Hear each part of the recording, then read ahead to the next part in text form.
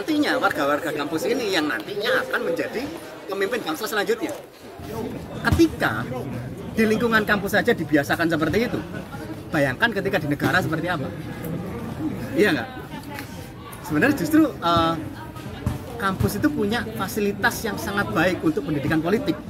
Cuma lagi-lagi orang di dalam sistem itu yang merusak, ya kan? Nah ini bisa jadi sistemnya yang merusak atau orang-orang di sini yang merusak sistem. Nah ini yang mana? Ini kita tanyakan pada rumput yang bergoyang, ya kan? Walaupun sekarang anginnya sudah nggak ada. Nah, atau lagi deras ini, tanyakan pada banner yang bergoyang nantinya. Nah itu sebenarnya mungkin sebagai penutup harapan saya sebagai bukan warga kampus gitu ya. Kita kan cuma lapak ya, pelapak aja. Nah kepada warga kampus itu, ketika kalian itu punya fasilitas politik, manfaatkan itu untuk melakukan pendidikan politik yang baik sebisa mungkin. Kalau lawan politiknya jelek gimana? Ya kita ajak rembuk aja di sini. Bareng-bareng kita ngobrol gimana menciptakan sistem politik yang enak, ya kan? Minimal di lingkungan kampus. Itu mungkin yang bisa kita lakukan secara teknis. Mungkin kalau umpama di negara, wah ada lembaga survei, ada konsultan politik atau apa. Kita di sini nggak ada konsultan politik. Kita rembuk aja bareng-bareng.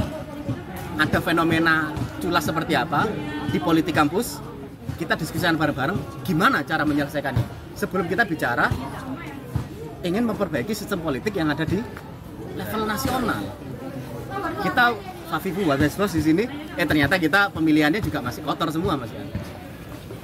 Terus kita bicara soal memperbaiki negara, kayaknya susah ya. Ini dengar-dengar begitu. Kalau enggak ya nggak apa-apa. Berarti kita siap untuk memperbaiki negara mungkin ya. Tapi nggak tahu siapa apa nggak tahu. Ya mungkin gitu aja sih terakhir dari saya ya. Mungkin ada yang mau nambahkan, silakan. Nggak apa-apa. Masih beberapa poin sebenarnya. Iya gitu. Sebetulnya Indonesia memang nggak ada revolusi budaya kan. Maksudnya belum ada atau memang tidak ada. Tapi setahu saya yang pernah saya baca itu Korea, dari presidennya itu Kim Dae-jung itu tahun 98, Korea Selatan. Itu dia emang sengaja menggunakan budaya sebagai alat atau perang budaya untuk bisa, kalau Korea Utara memang menang di perang senjata lah, Korea Utara. Tapi kalau Korea Selatan menggunakan budayanya untuk melakukan perang di sana, yaitu dengan, yaitu kan inisiasi itu udah mulainya itu 98, tapi baru kelihatan hasilnya Korean Wave itu di tahun-tahun sekarang. Jadi itu perang budaya yang seharusnya Indonesia juga perlu lakukan lah kalau tidak mau revolusi budaya. Terus poin yang kedua nyambung dari Torik tadi, ya udah saya aja yang di Jakarta, Rik. Saya kan orang Jakarta. Berarti kamu di desa aja, berarti. Bercanda. Juga sekarang dana desa juga banyak loh ya. Enggak ada. Yang dari Torik juga kan memang perlu ada porsi-porsinya lah untuk orang-orang di beberapa tempat. Nah, terus juga kan berbicara dengan politik di kawasan masyarakat saat ini, terutama di tempat saya. Kebetulan pas kemarin lagi liburan semester, saya balik ke rumah dan di situ ada sudah masa kampanye dan memang ada caleg yang kampanye. Saya di situ ya biasa lah caleg pas dan terus pertanyaan-pertanyaan dari masyarakatnya juga ya template lah apa segala macam. Nah, pertanyaan saya terakhir sebagai penutup waktu itu, saya coba mengetes lah caleg ini. Ya, bahasa saya mengetes ya. Mas, saya mau nanya, misalkan Anda terpilih sebagai wakil rakyat, dan tapi partai Anda waktu itu caleg dari P3, tapi partai Anda memang katakan suaranya tidak dominan, saya tidak bilang suara kecil, tidak dominan. Nanti Anda kan menyampaikan bahwa dari tadi panjang akan menyalurkan aspirasi, tapi pada saat sidang DPR partai Anda kurang dominan, itu apa yang Anda lakukan? Kalau misalnya nanti deadlock segala macam, dan ternyata jawaban dari calegnya itu jawaban template, ya kan saya sudah menyuarakan segala macam, nanti juga rakyat yang menilai. Katakan kalau di situ saya sebagai caleg, katakan saya yang akan saya jawab adalah daripada yang saya sendiri, partai saya P3 katakan memang kurang dominan, tapi kan di dalam sistem parlementer kita bisa berkoalisi di situ karena koalisi dari pencapresan itu. P3 kan saat ini pencapresannya dengan PDIP. Ya sudah, pada saat rapat itu gimana caranya aspirasi yang kita bawa, masyarakat kita bawa, ya kita harus berkoalisi dengan partai yang presiden itu kan yang jawaban yang cukup berbobot daripada hanya itu ya. Semua orang juga bisa kalau menjadi wakil rakyat itu juga. Jadi kayak sebisa mungkin saya menyadarkan bahwa masyarakat ini seharusnya itu pertanyaan-pertanyaan yang berbobot kepada caleg, kita bukan hanya menjilat di situ kepada caleg. Itu juga terakhir poin ketiga dari saya, mungkin kenapa menjadikan dari tadi politik itu terlihat kotor. Katakan kalau saya menganalogikan politik itu seperti sebuah wadah yang kosong, entah itu diisi dengan air putih seperti ini atau air yang tercemari seperti ini. Nah, mungkin dari pernyataan dari saudara saya sebelah sana, ya politik itu seperti saat ini kan. Bagaimana cara membersihkan ini? Ya kita buang dulu ini. Tapi kondisi politik saat ini kita sulit untuk membuang adanya kotoran-kotoran seperti ini. Alat untuk memfilter kan nggak ada ya. Nggak ada. Untuk membuang pun juga sulit untuk mengeluarkan orang-orang yang kutip jahat di politik. Jadi untuk membersihkan politik, menurut saya ya orang-orang bersih seperti kalian yang memang memiliki pandangan baik kepada politik, yang memang memandang politik itu tidak jahat gitu, harus masuk karena politik itu kurangnya orang baik di sana menurut saya yang saat ini. Ya, betul. Terus juga kenapa politik itu sekarang money oriented? Ya karena biaya politik itu yang besar. Misalnya bikin baliho, bikin poster, kalender segala macam. Dan juga terakhir saya pernah bertukar pikiran dengan salah satu teman saya di sosiologi. Kebetulan anak pejabat juga katanya. Nah, terus katanya mungkin kalau untuk tahun 90-an seorang caleg atau politisi untuk berkampanye dengan membuat suatu acara saja tanpa adanya pembagian sembako itu masih bisa tahun 90-an, tahun 2000-an awal. Tapi kalau untuk saat ini untuk mengumpulkan massa untuk hanya membicarakan visi misi tanpa adanya ya sedikit sembako itu tidak bisa. Makanya kenapa politik saat ini money oriented, karena itu runtutannya sangat panjang. Jadi itu 3 poin dari Iya. Menanggapi Mas tadi ya. Jadi kalau emang kita melihat budaya politik yang ada saat ini ya, bagaimana masyarakat sudah tidak bisa lagi kalau kita ngomong politik gagasan itu kayaknya kita bicara pada zaman sekarang itu agak sulit untuk diwujudkan karena memang orang-orang ini ya, saya juga pernah melakukan wawancara pada salah satu caleg ya, itu saya melakukan pertanyaan gitu, gimana bagaimana langkah ke depan gitu, bagaimana caranya untuk mensosialisasikan diri Anda ke masyarakat, apakah dengan hanya berkoar-koar mengenai ide gagasan yang Anda punya, apakah bisa terpilih? Jawabannya tetap tentu tidak. Memang ada yang namanya gerak-gerak taktis di kecamatan ataupun di kelurahan, di tingkat desa. Memang itu real membutuhkan pundi-pundi rupiah. Secara real tuh memang politik gagasan kalau bisa saya bilang tuh ya memang hanya sebatas angan-angan gitu. Betul.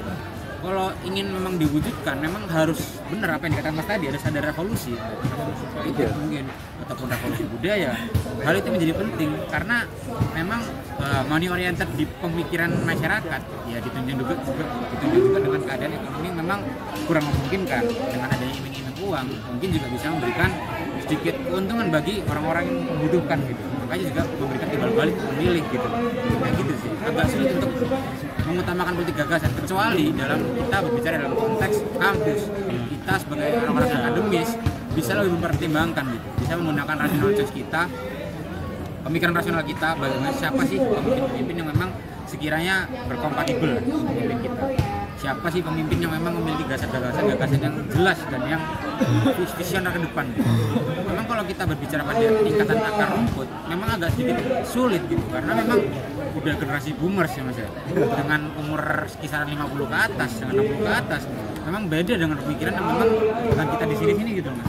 Yang memang kita pure berbicara mengenai gagasan, bagaimana ide memang kalau kita lihat di jual-jualnya kan UI memang kita menampilkan 3 capres bertujuan untuk menunjukkan gagasan. Itu memang saya rasa berlaku hanya untuk pada generasi muda yang peduli akan politik. Tetapi berbeda lagi dengan akar rumput ataupun generasi-generasi tua yang memang agak sedikit kolot dengan gagasan ya. Memang dia mengutamakan kalau ada barang, saya ada untung, ada sediannya gitu loh. Kita nggak bisa pure mendapatkan dari gagasan, tetapi juga secara mindset juga udah rusak sebenarnya. Oke. Setuju. Iya. Ya, Mungkin ini sih Mas, aku sedikit nge-review bagaimana keadaan Universitas Airlangga sore itu. UNER sendiri itu semenjak dideklarasikan dan memilih menjadi universitas atau kampus PTNBH, akhirnya Universitas Airlangga ini lebih untuk berhati-hati dan juga takut dengan situasi politik yang ada di kancah nasional. Ini kritik terhadap UNER berarti ya? Iya. Oke, direkam ini nggak apa-apa nanti. Waduh, sorry. Nggak. Jadi ya mungkin ini Mas, PTNBH itu kan mungkin diberi wewenang otoritas kampus ini untuk mengolah keuangannya sendiri, bahkan bisa dijadikan ini seperti perusahaan lah ya. UNER ini punya PT sendiri seperti itu. Nah, apalagi ketika tahun 2022 itu Pak Rektor Pak Nasi itu dideklarasikan menjadi Ketua Rektor se-Indonesia. Dan jabatannya mungkin seksi ya teman-teman. Ketua Rektor se-Indonesia itu jabatan politis banget gitu loh. Dan akhirnya setiap tindak laku yang dilakukan oleh organisasi mahasiswa yang ada di kampus itu masih terkekang, Mas. Banyak pengekangan kebebasan akademik yang dilakukan oleh rektorat. Baik itu didistribusikan kepada dekanat ataupun departemen ilmu departemen semua lah di prodi. Kemudian yang kedua Mas, kalau bisa dibilang kampus UNER ini bukan kampus pergerakan sekarang. Ini saya melihat dari dua sudut pandang. Yang pertama dari mahasiswa melihat rektorat dan juga dari rektorat melihat mahasiswa. Jadi mahasiswa sekarang ini bukan menjadikan kampus UNER ini menjadi kampus pergerakan. Kalau kataku UNER ini kampus event. Jadi ketika demonstrasi dulu, saya masih ingat 2019, 2020, UNER ini menjadi mercu gerakan yang ada di Jawa Timur untuk menyerang di DPR di Jawa Timur dan juga Gerahadi. Tapi akhir-akhir ini UNER itu menjadi penyumbang massa terdikit se-Surabaya. Yang kedua, ketika acara-acara event yang dilakukan oleh mungkin pihak eksternal yang datang ke UNER untuk acara-acara mungkin seminar dari Bank BCA dengan alih-alih diberi uang online gitu ya, payment itu sekitar 50.000, itu banyak yang datang. Ada Erick Thohir datang ke UNER pun banyak sekali yang ketika teman-teman kita yang di Universitas Brawijaya ada Erick Thohir datang di demo gitu. Di sini nggak ada demo. Di sini kita malah seneng banget berfoto bareng dan sebagainya. Bukan kita ini pandangan dari rektorat, dari mahasiswa sendiri atau antar mahasiswa lah. Dan itu bukan tidak bisa disalahkan. Dan aku juga melihat bahwa fenomena ini menjadi tren mahasiswa UNER saat ini. Ketika udah saatnya mungkin melihat teman-teman ini lebih memilih untuk bagaimana yang berdampak bagi dirinya sendiri. Bagaimana memberikan value untuk dirinya sendiri seperti itu tanpa mungkin memperdulikan yang lain. Bahkan Ormawa saat ini jarang ada yang minat, Mas. Baik itu BEM UNER, BEM fakultas maupun HIMA itu sedikit yang berminat. Karena memang teman-teman berminatnya itu ke program-program pemerintah, baik itu MBKM, MSIP dan sebagainya lah. Dan itu lebih berminat. Dan dari situlah kita bisa melihat bahwa kebebasan akademik yang ada di UNER ketika rektorat membuat kebijakan misalkan dulu mungkin motor boleh masuk, sekarang motor disentralkan. Jam malam dulu sampai mungkin sampai pagi teman-teman bisa berdiskursus seperti ini di kampus, tapi sekarang dibatasi sampai jam 9:30 misalkan atau sampai jam 10. Kemudian dulu kebebasan akademik lagi terkait masalah repositori itu kayak semacam referensi ya, jurnal yang ada di webnya kita e-learning itu atau e-library itu itu biasanya dulu bisa diakses semua orang. Sekarang dibatasi dan harus ke perpustakaan gitu. Dan itulah kebijakan akademiknya rektorat, dan itu pun nggak ada pertentangan dari mahasiswa ya senang-senang aja. Dulu kampus di sini ramai sekali orang pedagang kaki lima yang membantu masyarakat yang ada di sekitar. Ketika itu ditutup oleh pihak rektorat pun ya teman-teman tidak ada yang tahu tek ini kayaknya. Nah ini gara-gara juga diadvokasi oleh teman-teman. Ada tahu tek dan sebagainya, mungkin ada apa namanya batagor tadi lewat, sate itu ya 3 macam sih. Nah itu juga barusan diadvokasi oleh teman-teman, dan dari situlah mungkin ini ada perpindahan Mas, fenomena yang terjadi mungkin di tahun dulu sama sekarang, dan mungkin ini pemantik teman-teman sekarang di sini ketika mungkin ada isu-isu yang berkembang di kampus ya kita belajar untuk kita diskusikan seperti itu, kita buat diskusi lagi, dan nanti kelama-lamaan fenomena itu akan semakin lama semakin terkikis, dan juga kita menimbulkan ya mengembangkan lagi semangat teman-teman mahasiswa ketika kita juga berfokus ke masyarakat luas gitu sih Mas, memantik teman-teman begitu. Ya. Ya mungkin ini agak berbeda dari teman-teman yang lain. Iya. Karena untuk pendapat rasional saya, di dunia pendidikan itu kan bagian dari sistem. Jadi pendidikan itu produk dari sistem yang ada. Jadi, kalau kita mau merubah pendidikan sebenarnya dia merubah sistem sebenarnya Mas, kalau secara rasional, karena pendidikan sendiri kan sistem dari satu kesatuan yang saling berdekatan ya. Ya makanya sebenarnya kalau kita bicara tentang pendidikan, juga ada beberapa sistem yang ada dari atas. Terus juga terkait juga pendidikan politik ya, karena melihat rakyat kan kalau melihat politik kan negatif, mungkin itu dari partai politiknya juga gak jelas. Kalau menurut saya bukan anak ilpol ya, karena secara ideologis juga gak jelas. Jadi partai politik kan sekarang di Indonesia pokoknya cuma ketokohan, yang dijual cuma tokoh-tokoh, tidak ada ide-ide. Dan kalau rapat pun mereka kalau rapat kan bisa pindah-pindah, kan bisa gini. Terus kalau koalisi di presidennya juga bukan terkait ideologinya apa, jadi mereka cuma menunjukkan tentang kekuasaan. PT 20%. Ya. Jadi kalau kita berbicara tentang perubahan politik ya secara luas, sebenarnya ya karena ya pendidikan ini terkait dengan sistem, dan partai politik ini juga terkait sistem, berarti ya yang bisa dilakukan adalah merubah sistem yang ada. Itu kalau cara rasional sebenarnya. Ya. Kalau kita bicara pendidikan dan lain-lain, dia mustahil menurut saya. Gimana mengubah sistem? Masuk ya, ke sistem. Tahu teknisnya gimana. Masuk ke sistem. Jadi DPR. Ternyata masuk DPR ternyata tidak merubah, mempertahankan sistem. Nah, sebenarnya memang yang paling dasar kalau kita masih belum masuk sistem, maka usahakan orang yang masuk sistem itu orang yang benar. Kalau kita kan kita punya hak pilih, ya kan? Jawaban singkatnya mungkin seperti itu. Tapi juga ini sih Mas, indikator benar salah ini juga agak berbeda gitu. Benar salah ini benar salah Pak. Maksudnya dalam hal apa ya, kita mengklaim yang harus masuk ke sistem ini orang-orang yang baik, orang-orang yang karena baik dan benar ini relatif gitu loh. Iya. Seperti aja di depan baik ternyata. Loh, makanya sebenarnya caleg itu harusnya ada katalog sebenarnya. Katalog karya.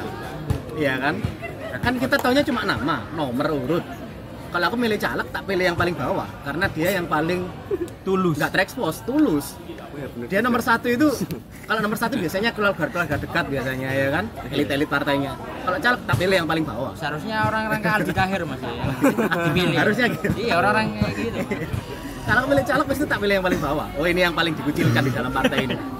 Iya. Karena nggak ada katalog karya ya kan. Iya. Harusnya ada katalog karya, dia itu produk politiknya apa, ya kan, prestasinya apa, dia koruptor apa enggak, mantan apa, ternyata dia residivis misalkan. Nah, harusnya ada itu. Lah masalahnya kita nggak tahu ya. Benar. Produk yang kita pilih itu buah busuk atau buah yang segar gitu. Akhirnya kita taunya ini buah busuk semua kayaknya. Cuma ditata di dalam parcel yang bagus, udah gitu aja. Nah, akhirnya mungkin kalau menjawab yang tadi, kalau aku sebenarnya kalau kita berani mendiskusikan dan kita apa ya, ibaratnya kan kita gini, kalau kita mau menyembuhkan borok ya, kita harus mengakui borok itu ada dan kita harus lihat boroknya seperti apa, ya kan? Ini kan mengakui. Misalkan di kampus kita, ini saya secara umum ya, nggak hanya UNER ya. di kampus kita misalkan ada borok, maka kita harus mengakui borok itu ada. Caranya ya apa? Didiskusikan. Apa boroknya? Sistem pemilihan kita seperti apa? Terus sistem apa rektorat kita seperti apa? Kalau ada keberanian untuk mendiskusikan, maka kita mengakui borok itu ada. Kita membuka borok itu.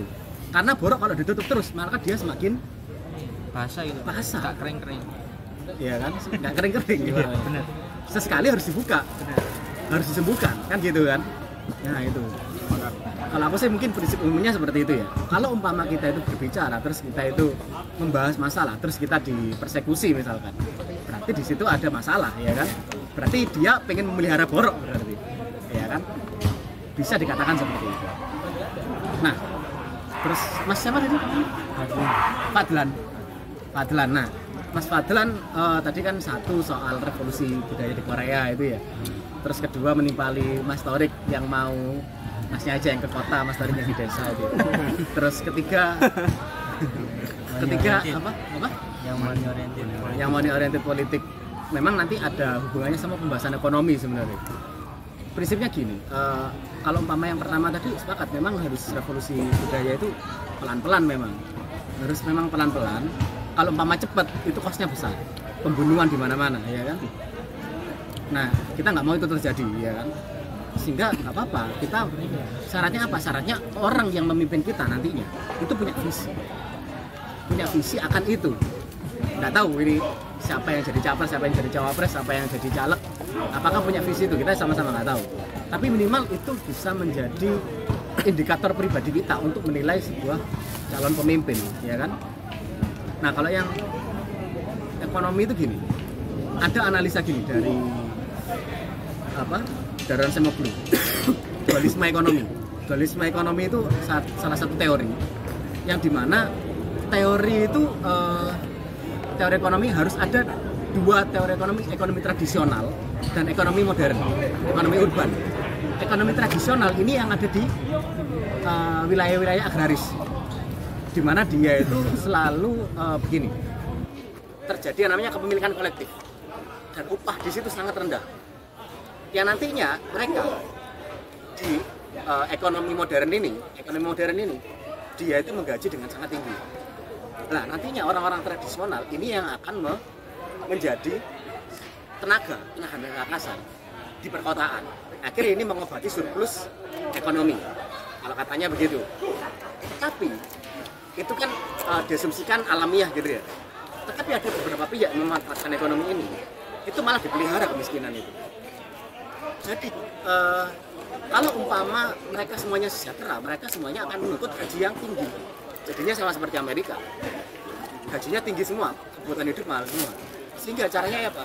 Caranya adalah menjaga upah tenaga kerja itu tetap rendah, tetap terjangkau, biar nggak inflasi, kan gitu kan. Ada beberapa, akhirnya ini kan secara kasar kemiskinan itu dipelihara bagi beberapa pihak tertentu. Pernah dulu ada isu Ricky Elson, tahu Ricky Elson yang mencetuskan mobil listrik pertama kali di Indonesia. Ada dulu Ricky Elson, Dahlan Iskan. Waktu itu pas menteri BUMN. Menteri BUMN-nya Dahlan Iskan itu pernah ada yang namanya mobil listrik. Tetapi waktu itu mobil listrik nggak lulus uji emisi. Mobil listrik nggak lulus uji emisi, apa coba? Apa yang diuji? Ya kan, emisi kan mensyaratkan ada karbon yang diproduksi dari situ. Ada sisa karbon, diuji karbon itu.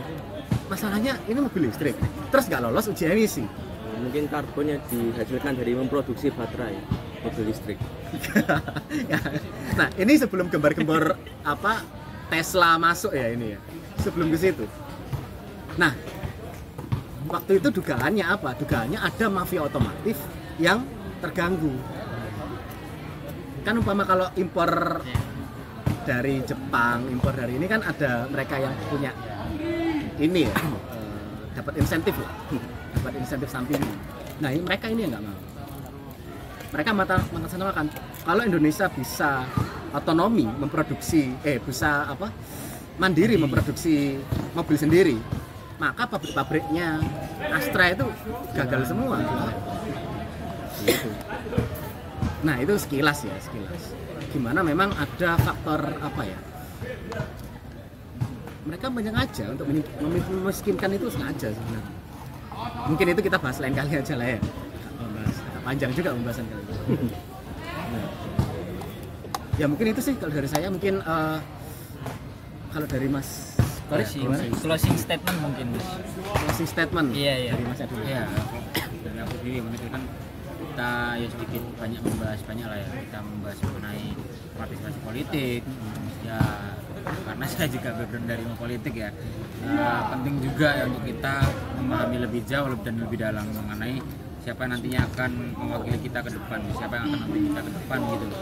Kita sebagai mahasiswa jangan mau diperalat ataupun dibohongi dengan hanya politik-politik yang bersifat ya segmented, hanya bersifat psikologis yang memang tadi disebutkan, yang hanya berdasarkan kesamaan daerah, kesamaan asal ya, suku ataupun lainnya. Marilah kita coba mengutamakan, karena memang kita berasal dari insan-insan yang akademis ya teman-teman. Kita adalah orang punya apa ya, ideologi, kita punya ada dasar yang jelas, kita punya persepsi yang jelas terhadap orang gitu ya. Jadi coba pertimbangkanlah orang-orang yang memang nantinya akan memimpin negara ini ke depan dengan amanah. Bagaimana ke depan negara ini bisa maju, bisa berkembang sesuai dengan apa yang ada gitu. Jangan memang kita ya, kalau kita melihat zaman sekarang kan, kalau kita bandingkan dengan negara-negara tetangga mungkin kita sedikit terbelakang gitu. Kita bandingkan dengan Singapura ya, mungkin itu nggak tahu ya, kesalahan secara pemimpin ataupun juga secara sumber daya manusia ya. Kita coba mulai dari hal yang kecil dulu lah, bagaimana cara kita untuk menentukan pemilih dengan menentukan secara rasional apakah gagasan-gagasan yang dibawa juga cukup memberikan efek yang jelas untuk kita ke depan ya. Mungkin adanya beberapa hambatan-hambatan yang kita alami, mungkin itu juga berasal dari pemimpin-pemimpin yang mungkin kita salah menentukan di dulu gitu, mungkin salah bagaimana cara kita untuk menentukan dulu tidak sematang sekarang. Nah, memang sekarang kan kita juga sebagai pemuda mungkin ya memiliki andil besar, karena juga 50% lebih gitu ya, kita memiliki jumlah yang sangat besar untuk menentukan siapa yang nantinya akan menjadi pemimpin juga yang mewakili kita di parlemen. Maka dari itu kita juga harus mengutamakan bagaimana mestinya kita mengutamakan yang mana gagasan itu menjadi hal yang utama lah, daripada faktor-faktor yang lain. Dan menangkap yang tadi juga ya, politik masuk dalam kampus, kita juga sebagai sivitas akademika ya, baik itu kita sebagai mahasiswa, sebagai dosen juga mungkin, para dosen juga harus tetap mengawal gitu. Jangan sampai kita diberikan panggung ya, di kampus ini dijadikan sebagai panggung, malah disalahgunakan oleh ya partai politik ataupun caleg-caleg ke depannya gitu. Marilah kita kawal kontestasi ini ke depan, jangan sampai terjadi lagi yang namanya politik identitas ataupun politik lainnya gitu.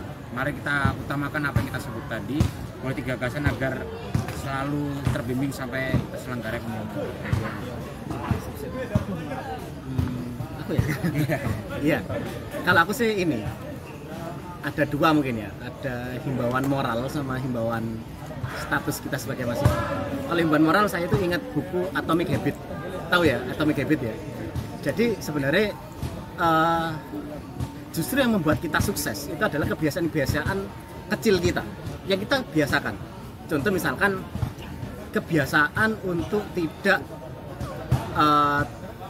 ngebut-ngebutan di jalan gitu ya. Terus kita melatih kesabaran ketika di jalan raya. Itu adalah kebiasaan antri misalkan. Ya kan? Itu kebiasaan yang dibangun sangat kecil sekali. Kita antri di toilet misalkan, kita antri di Alfamart, Indomart misalkan, kita antri di SPBU, kita antri dimanapun. Itu yang akan menjadi cerminan bagaimana perilaku kita di jalan raya, kan gitu. Simpelnya seperti itu nantinya. Nah, kebiasaan kita sebagai warga negara itu pun juga akan ditentukan oleh kebiasaan-kebiasaan kecil kita. Perilaku yang paling merusak di dalam negara kita itu adalah kebiasaan korup. Korup kan memanfaatkan jabatan kan, memanfaatkan kuasa untuk mendapatkan keuntungan pribadi yang secara ilegal. Nah, kebiasaan-kebiasaan ini misalkan ketika kita itu melanggar jalan raya, itu kan aturan bagus ya kan? Ada marka, lampu merah diserobot misalkan. Saya suka jengkel sampai sekarang itu. Ada orang di kampung terus tiba-tiba suara knalpotnya itu suara knalpot breng gitu ya. Terus dia juga nggak paham kecepatannya seperti apa, itu rasanya sangat mengganggu sekali. Nah, itunya yang nanti akan menjadi orang ini ketika punya jabatan ke depannya, ketika dia mendapatkan kekuasaan, orang ini akan rawan menjadi orang yang senang menang. Mungkin koruptor-koruptor sekarang dia itu berasal dari orang yang seperti itu. Di keluarganya kan pendidikan pertama kali keluarga ya. Mungkin di keluarganya itu memaklumkan yang namanya suap, memaklumkan yang namanya korupsi dari awal, memaklumkan yang namanya kekerasan terhadap wanita, memaklumkan kekerasan terhadap semuanya didik seperti itu. Akhirnya dia tumbuh seperti itu. Nah, itu himbauan moralnya untuk kita. Sehingga cerminannya sebenarnya kita sendiri. Mahasiswa mau seperti apa nanti? Mau menjadi pemimpin yang seperti apa? Kelak kalian itu akan menduduki posisi-posisi strategis di masyarakat. Minimal menjadi ketua Kartar, ya kan?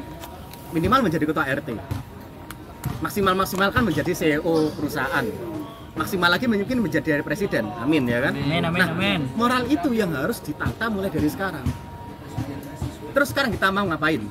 Kita sebagai masyarakat di dalam demokrasi adalah garda terdepan untuk menjaga pemimpin-pemimpin yang jahat kalau katanya Mahfud MD. Cuma aku ada bantahan. Sekarang orang jahat itu nggak mau jadi presiden. Merekanya mau jadi orang di balik layar yang itu mengendalikan presiden. Sekarang begitu. Nggak tahu siapa. Nah, cuma intinya kita sekarang itu bisa dengan kemampuan akademis kita itu bisa menjadi garda itu untuk diri kita sendiri, dan kita juga bisa mendidik orang lain. Yang saya katakan tadi, jangan sampai kampus itu menjadi menara gading. Kampus itu harus punya dampak ke masyarakat. Nah, sekarang itu menjadi tugas kita. Kita cari gimana teknisnya untuk bisa berdampak ke masyarakat itu tadi. Sah-sah saja politik masuk kampus, asalkan pendidikan itu bisa berdampak ke masyarakat di sekitar kampus itu. Nggak hanya ke kampusnya aja. Karena pemilih-pemilih kita itu kebanyakan sisi yang paling maju itu adalah sisi Pantura, kecuali Jawa Tengah. Jawa Tengah karena ada Jogja itu di bawah. Itu sisi paling maju. Saya di Banten, sisi paling atas Serang itu maju. Tangerang, Serang, karena dekat dengan jalur perdagangan ya. Dari Krakatau Steel di situ. Terus sampai ke Jawa Timur. Itu kan jalurnya di sana semua. Tapi kalau kita masuk ke arah ke selatan, Labuan situ, terbelakang semua. Jawa Timur coba, Surabaya maju semua. Coba ke arah selatan. Masnya kan dari Malang Selatan ya? Coba ke sana. Rasanya itu udah kayak sinyal kok angel, air bersih juga susah. Ini jangan jauh-jauh di luar Jawa ya. Di luar Jawa malah lebih ngeri lagi situasinya. Dari NTT coba, ya Pak? NTB ya kan, dari NTB. Kalau ini kalau dari teman saya dari Makassar ke Surabaya, keren ya, Surabaya banyak lampu gitu. Memang di Makassar gimana? Gelap semuanya. Cuma ada di pusat-pusat perbelanjaan aja yang itu cerah gitu, banyak lampu. Nah itu mereka itu secara akses informasi masih sangat terbelakang. Kampus ini orang yang sangat melimpah lah arus informasi, sangat terdidik. Tapi masalahnya pemilih kita itu kebanyakan ya dari daerah situ, itu mayoritas. Akhirnya selama mereka tidak teredukasi, selama itu pula demokrasi kita juga akan tidak sehat. Sebenarnya masih jauh dan teknisnya pun juga kayaknya abstrak masih kan. Gimana caranya? Cuma diskusi ini menjadi pengawal yang baik bagi kita untuk terlibat secara aktif ke masyarakat dalam pendidikan politik. Mungkin itu saja yang bisa saya sampaikan. Oke, ada lagi? Sudah ya? Kita tutup ya. Mungkin teman-teman aturannya tadi ya, jam 9:30 harus tutup ya.